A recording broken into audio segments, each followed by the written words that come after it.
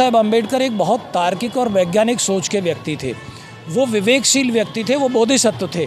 और जो मनुष्य बोधिसत्व हो जाता है उसे अच्छे और बुरे की, उसे रेत और चीनी की और सच और झूठ की पहचान हो जाती है। तो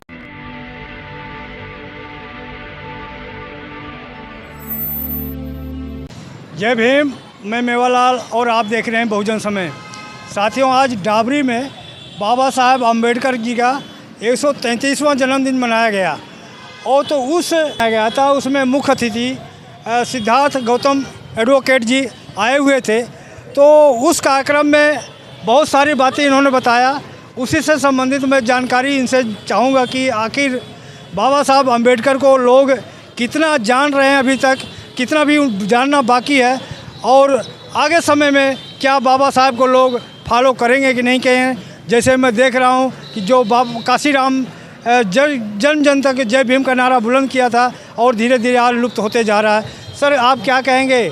जय भीम। सबसे पहले सर जय भीम आपको और आपके चैनल के सभी साथियों को जय भीम। आपका धन्यवाद, आप हमारे साथ आए। जी, मेरा सवाल पहला है सर कि आज बाबा साहब अम्बेडकर के 133वां जन्मदिन मनाया जा रहा है, लेकिन आज पूरे देश में बाबा साहब को जितना आगे बढ़ना चाहिए आज उनका विरोधी, उनके मूर्ति को तोड़े जाते हैं, उनके नाम पर मूर्ति माला केवल चढ़ाते हैं, लेकिन वो विचारे पर नहीं चलते। क्या कहेंगे सर? देखो, ऐसा होता है, विरोध किसका होता है?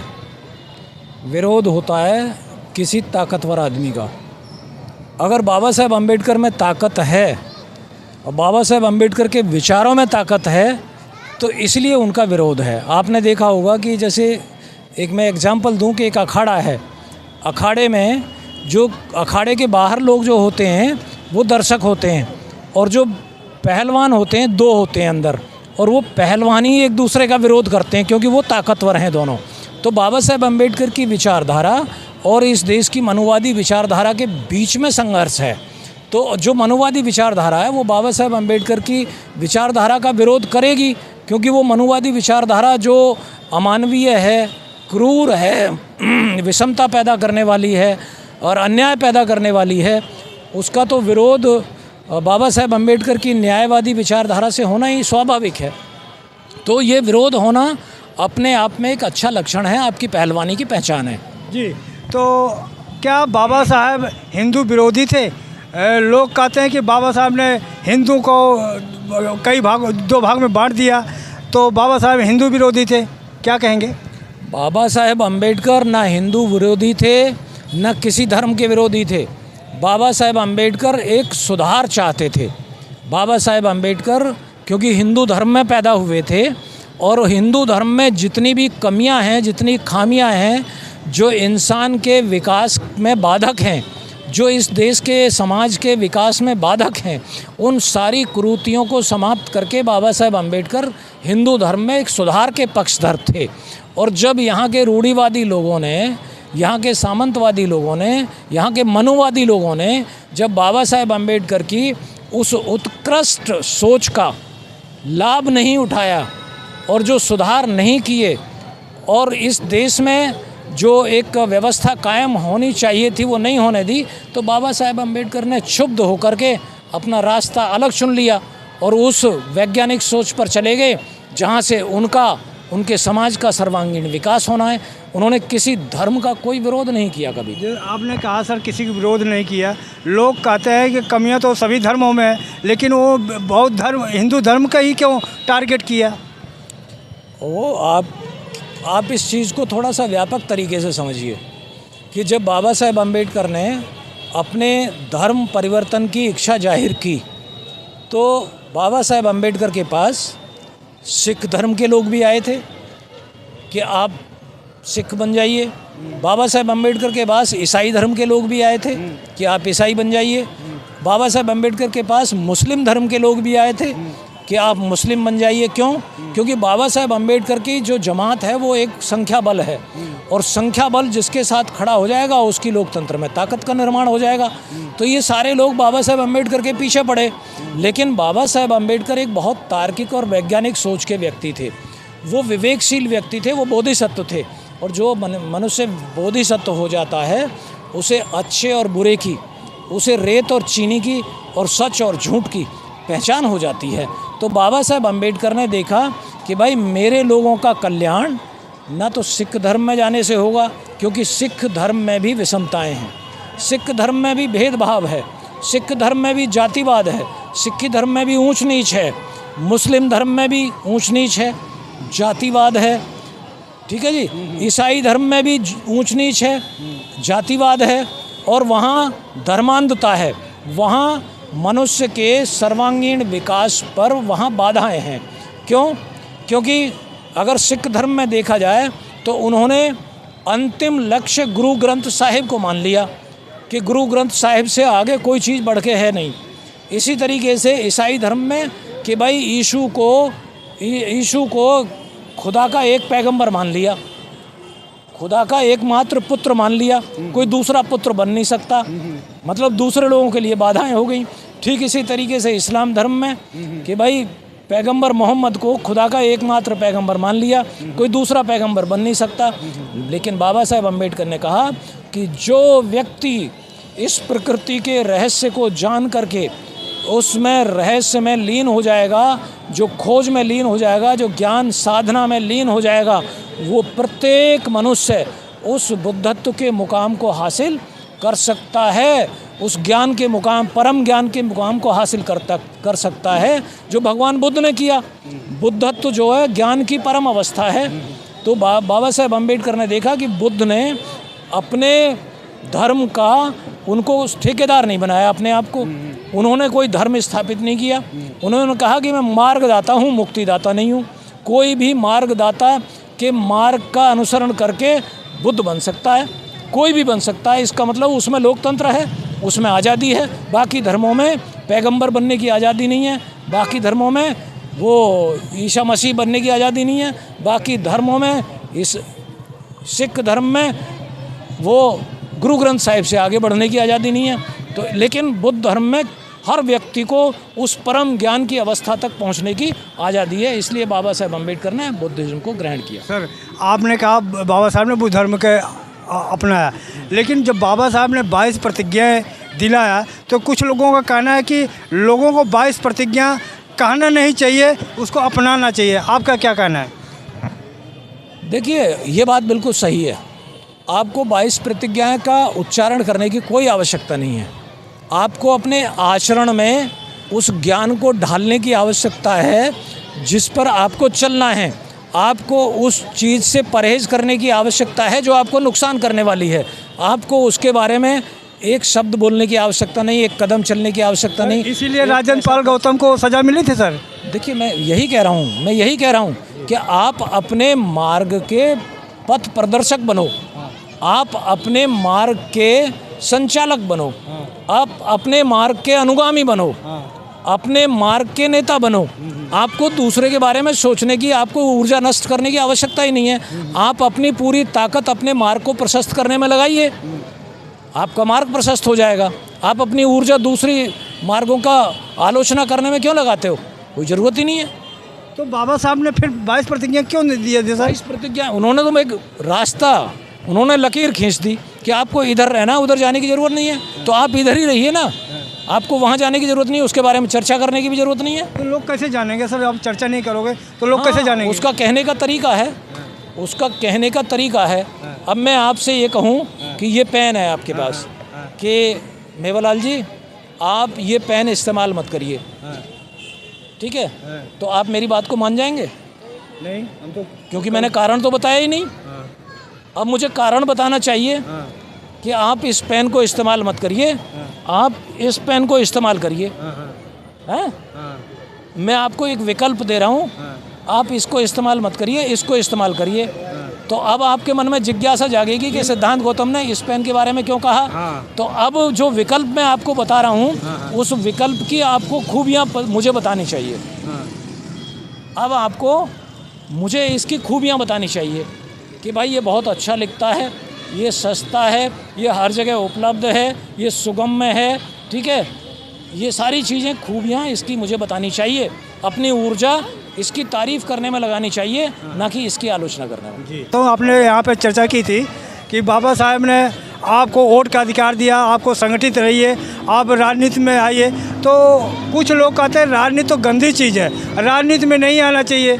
आपका क्या कहेंगे? नहीं, देखिए क्या है भाई, आप अपने घर के मुखिया हैं, घर के मुखिया हैं तो घर का संचालन कर रहे हैं आप।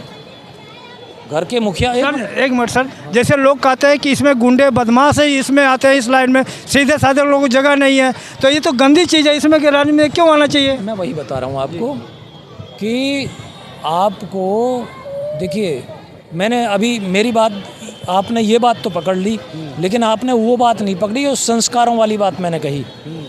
आपको राजनीति में अच्छे संस्कार के लोगों को चुन करके लाना चाहिए, जिनमें संवेदनाएं हों, और संवेदनाएं जिन लोगों में होती हैं वो लोगों की वेदना को समझते हैं। 3 शब्दों को जोड़ दीजिए, संस्कार, संवेदना और वेदना। ठीक है, जिस व्यक्ति में अच्छे संस्कार होंगे वो संवेदनशील होगा, और जो व्यक्ति संवेदनशील होगा वो लोगों की वेदनाओं को समझेगा, और जो लोगों की वेदनाओं को समझेगा वो उसके अनुरूप उनके बेहतरी के लिए आचरण करेगा। तो हमें वो संस्कारी लोग राजनीति में स्थापित करने चाहिए। हमें इस बात का ख्याल रखना चाहिए कि जब भी हम वोट डालने के लिए जाएं, हमें किसी ऐसे आदमी को वोट नहीं देना चाहिए, ऐसी पार्टी को, ऐसी विचारधारा को वोट नहीं देना चाहिए जिसमें संस्कारी लोग नहीं हैं, जिनमें संवेदनशीलता नहीं है, जो लोगों की वेदनाओं को नहीं समझ रहे हैं। ये डिफरेंस, ये लाइन खींचिए आप। राजनीति बुरी चीज़ नहीं है, राजनीति के माध्यम से ही लोगों का कल्याण होता है। अगर सरकार एक अच्छी नीति बनाती है और वो करोड़ों लोगों के कल्याण की होती है, तो राजनीति से लोगों का कल्याण होता है। सर, अगर बुरी चीज़ें होती है तो जो मंदिरों में, मठों में बैठे हैं वो तो राजनीति में आ रहे हैं, अगर बुरी हो तो थोड़ी आते वो। राजनीति बिल्कुल बुरी चीज़ नहीं है, राजनीति बल्कि लोगों के कल्याण का काम करने का एक बढ़िया प्लेटफॉर्म है। आप अगर राजनीति में नेक नीयत से काम करते हो तो राजनीति से बढ़िया काम आप कहीं नहीं कर सकते। राजनीति में एक राजनीति मतलब संस्कार संपन्न व्यक्ति राजनीति करेगा तो वो समाज के लिए सहायक होगा, समाज के लिए सहयोगी होगा, वो समाज के लिए एक उपयोगी होगा। सर, लास्ट सवाल सर आपसे कि राजनीति में आज सारे संगठन, एक एनडीए है, एक इंडिया गठबंधन है, लेकिन आज बहुजन समाज पार्टी कहीं नहीं है, अकेले लड़ रही, तो क्या अकेले वो लड़ सकती है? नहीं, लोकतंत्र में देखिए, आपने कहा लड़ सकती है, लड़ने के लिए तो आप भी अपनी पार्टी बना लो, आप भी लड़ सकते हो। कोई भी पार्टी लोकतंत्र में चुनाव लड़ने के लिए स्वतंत्र है, और पार्टी लड़ रही है, उन्होंने कैंडिडेट खड़े किए हैं अपने, और वो हर क्षेत्र में, चाहे वो किसी भी प्रांत में देख लीजिए, पूरे राष्ट्र में देख लीजिए, बहुजन समाज पार्टी चुनाव लड़ रही है, क्योंकि बहुजन समाज पार्टी एक विचारधारा विशेष पर चलने वाली पार्टी है। आपने देखा होगा अभी जो इलेक्टोरल बॉन्ड का मसला, उस मुद्दे पे बात करो मेरे से, जो इलेक्टोरल बॉन्ड का मसला है। सर, उसी पे मैं बात करता, लेकिन मेरे जो चैनल है ना सर, अगर इलेक्ट्रॉनिक बॉन्ड ईवीएम पे मैं सवाल करता हूँ ना, मेरे चैनल पे नोटिस आ जाता सर। तो जो भी हमारे यूट्यूबर है ना, उनके लिए बड़ा दिक्कत आ रही है। तो इसलिए मीडिया पे मैं आपसे पूछना चाहता हूँ कि आखिर ये जो सरकार है, ये मीडिया पर, ये जो सोशल मीडिया पर, इसको भी नकेल करना चाहते हैं, आप क्या कहेंगे इस पर मीडिया पे? हाँ, देखो क्या है, जैसे इलेक्टोरल बॉन्ड वाली बात कह देता हूँ कि आपने देखा होगा कि जो इलेक्टोरल बॉन्ड का पैसा है वो इस देश की सामंतवादी पार्टियों को मिला है। ठीक है, इस देश के सर्वाहारा वर्ग बहुजन समाज की पार्टी को एक पैसा इलेक्टोरल बॉन्ड का नहीं मिला है। आपको इसी बात से अंदाज़ा लगा लेना चाहिए कि अगर हमें अपने संख्या बल के आधार पर यहाँ शासन करना है तो हमें इस देश में इस बात को पहचानना पड़ेगा कि सामंतवादी पार्टियों को हमारी वजह से ताकत ना मिल जाए। उनके पास वोट बैंक नहीं है, हमारे पास वोट बैंक है। अगर हम उनसे गठबंधन करते हैं तो वो हमें अपनी वोट ट्रांसफ़र कराने की ताकत नहीं रखते। हमारी वोट उनको मिल जाएगी, वो उनको लाभ मिल जाएगा, और फिर वो सामंतवादी पार्टियां फिर सत्ता में आ जाएंगी, और उन्हीं को फिर वो उद्योगपति चंदा देंगे। ठीक है जी। तो इसलिए हमें अपनी स्वतंत्र सोच पर काम करना ये बहुजन समाज के हित में है। अब दूसरा सवाल आपका है कि जो बीएसपी अकेले लड़ रही है, तो इस पे मेरा सवाल था, अकेले लड़ने से क्या ये अकेले लड़ने से अपना वजूद बना रहेगा, अपना वोट बैंक सुरक्षित रहेगा। भविष्य में वो वोट बैंक कभी भी परिवर्तन ला सकता है, कभी परिवर्तन ला सकता है। और अब भी सामाजिक समीकरण ऐसे बन जाते हैं कई जगह कि जहां से हमारी सीटें जीत करके आएंगी, बहुजन समाज पार्टी एक बड़ी दमदार भूमिका में रहेगी। सर, दो युवा अभी समाज में उतर रहे हैं, एक चंद्रशेखर आज़ाद है, दूसरा आकाश आनंद है, तो दोनों का भूमिका आप कैसे देखते हैं सर? चंद्रशेखर आज़ाद, देखो चंद्रशेखर जो आज़ाद है, चंद्रशेखर आज़ाद उन्होंने पार्टी बना ली। उनको अभी मेरी सलाह ये है कि उनको अभी सामाजिक संगठन बना करके कुछ 2-4-6 साल काम करना चाहिए था। समाज को वैचारिक तौर पर मजबूत करना चाहिए था। और वैसे पहले ही हमारा एक मूवमेंट चल रहा है, आप समाज को तैयार करते, हमारा मूवमेंट आगे बढ़ता, हमारी राजनीति आगे बढ़ती, आप उसके अभिन्न अंग बनते, आपकी भी राजनीतिक महत्वाकांक्षा पूरी होती। आपने अलग राजनीतिक पार्टी बना करके एक वर्ग विशेष की वोट को बांटने का काम कर दिया, जो हमारी राजनीति के लिए नुकसानदायक है। चंद्रशेखर को भी सिक्योरिटी मिली है Y+ की, तो कुछ लोग कह रहे हैं कि ये मेहरबान है सरकार, आपका क्या मानना है? हाँ, मेरा मानना यह है कि आपको अगर इस देश में स्वतंत्र राजनीति करने से वंचित करना है तो आपको पिंजड़े में डाल दिया जाए। ये जो सिक्योरिटी दी जा रही है, ये ठीक उसी तरीके से जैसे तोते को पिंजड़े में डाल देते हैं, वो उसको उड़ान नहीं भर सकता, वो स्वतंत्र स्वच्छंद होकर के अपनी कुव्वत और काबिलियत के हिसाब से दूरी नहीं माप सकता। ठीक उसी तरीके से जिन लोगों को सुरक्षा के घेरे में डाल दिया जाता है, वो पिंजड़े में डाल दिया जाता है। इस तरह तो आकाश आनंद को भी घेर लिया गया है। बिल्कुल, मैं भी इसको भी वैसे ही मानता हूँ, इसको भी मैं वैसा ही मानता हूँ। इसमें दो परिभाषाएं नहीं हो सकती। हाँ, तो सर, आपसे बात करके बहुत अच्छा लगा। आज हमारे जो आप चीफ गेस्ट बन के आए थे, बहुत अच्छा लगा। और हमारे बहुजन समाज चैनल के बारे में 2 शब्द जरूर कहें सर। देखिए, आपको मैं आज से नहीं जानता हूँ, पिछले 20-25 साल से जानता हूँ। आप समाज से जुड़े हुए हैं, ज़मीन से जुड़े हुए हैं और समाज के दर्द को समझते हैं, समाज के सरोकार को समझते हैं। और आप अपने चैनल के माध्यम से इस समाज में जो चेतना लाने का काम कर रहे हैं, वो सराहनीय है और आप ज़मीनी काम कर रहे हैं। और मैं आपके चैनल को और आपको बहुत साधुवाद देता हूं और मैं धन्यवाद करता हूं कि आप एक बहुत ही महत्वपूर्ण काम समाज में कर रहे हैं। आपका चैनल दिन दूनी रात चौगुनी तरक्की करे, आपके दर्शकों की संख्या बढ़ती जाए और हम भी उसमें सहयोग करने का काम करेंगे। धन्यवाद। जय भीम सर। तो सर, ये थे हमारे एडवोकेट सिद्धांत गौतम जी। आप इनके विचार से कितना सहमत है, हमारा प्रयास कैसा लगा? यदि हमारा प्रयास और साहब का विचार अच्छा लगे तो आप कमेंट बॉक्स में ज़रूर करें और हमारा चैनल को सब्सक्राइब करें, लाइक करें। जय भीम, जय भारत, बहुजन समाज, दिल्ली।